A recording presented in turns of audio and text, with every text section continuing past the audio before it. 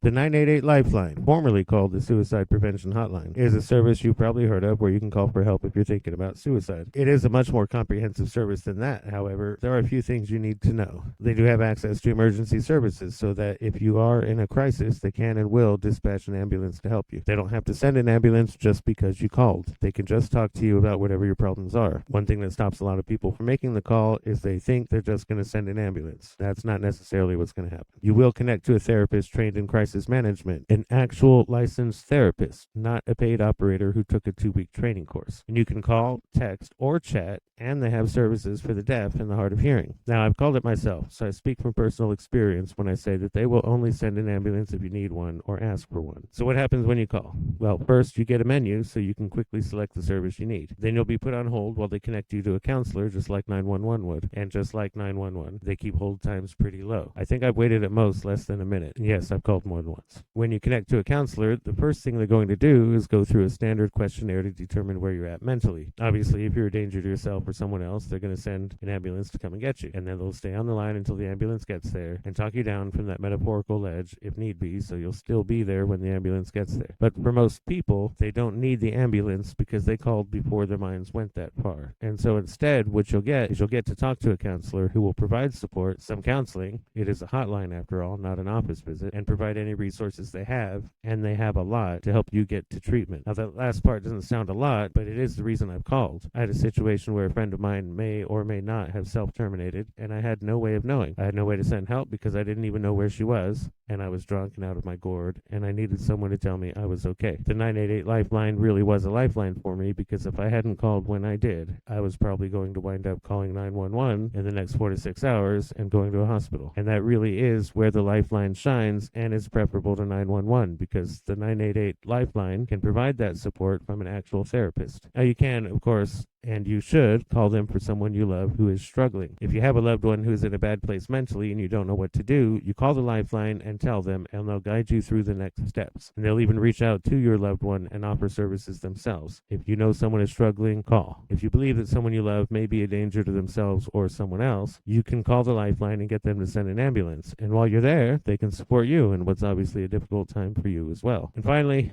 it's called the Lifeline because they can and will save your life or the life of someone you love if needed and if you give them the chance. So if you know someone who needs to call, you can call the Lifeline on their behalf. If you need to call them, you should call them.